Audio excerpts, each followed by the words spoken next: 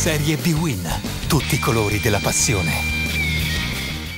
Clima di festa allo Stadio Adriatico di Pescara, dove i ragazzi di Zeman celebrano il ritorno in Serie A atteso 19 anni ottenuto a Marassi nello scorso weekend. Di fronte c'è la Nocerina che non vuol sentir parlare di feste, deve infatti vincere e sperare in un passo falso del Vicenza a Reggio Calabria per guadagnarsi l'accesso al play-out ed evitare almeno momentaneamente la Lega Pro. Spazio a chi ha giocato meno negli abruzzesi, da registrare le assenze di Romagnoli e Nielsen per squalifica, mentre Auteri si gioca il tutto per tutto con Castaldo, unica punta e tridente, Catania, Farias, Merino a supporto. Dirige l'incontro il signor Palazzino di Ciampino.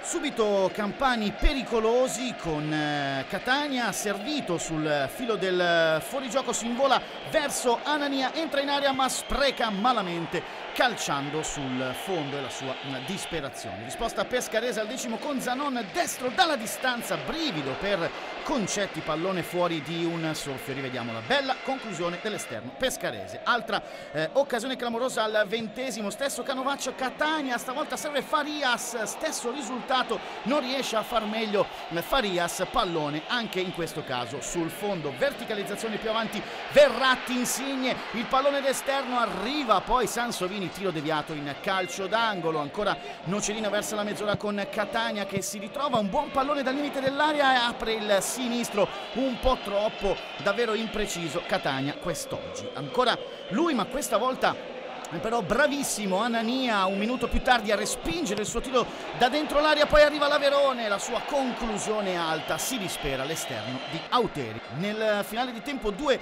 conclusioni da fuori per parte, prima Conè con il destro per i padroni di casa, pallone fuori di poco, poi l'Averone per gli ospiti con questo sinistro che finisce alto sopra la traversa, si va al riposo sullo 0-0. Mentre continua la festa abruzzese, umore sotto i piedi per Auteri e i suoi, le notizie che giungono da Reggio Calabria non sono buone, ma sarà comunque necessario vincere per continuare a sperare. Ci provano con questo schema su punizione a liberare Di Franco di testa, ma il suo tiro è impreciso, pallone sul fondo. Minuto 70, ritmo blando spezzato dal duetto Farias-Castaldo, il tiro è però centrale, blocca Anania. Giungono pessime notizie da Reggio Calabria per Auteri, i suoi ragazzi sembrano risentire e Merino spreca così una possibile azione pericolosa cercando di sorprendere Anania da 35 metri. Si rivedono i padroni di casa al 65° con Insigne che tenta la conclusione da fuori, respinge Concetti, poi Immobile cicca clamorosamente il pallone, azione che si perde, pallone sul fondo. Ancora Pescara con Insigne, dentro il pallone per Gessa in area che calcia, pallone che sfiora l'incrocio dei pali a Concetti, battuto. Ancora Insigne a rifinire, questa volta per Ciro Immobile che calcia addosso a Concetti sprecando un'ottima azione, pallone in calcio d'angolo. Ultima palla della stagione per lui che lascia il posto a Maniero con la standing ovation dell'Adriatico. Tutto.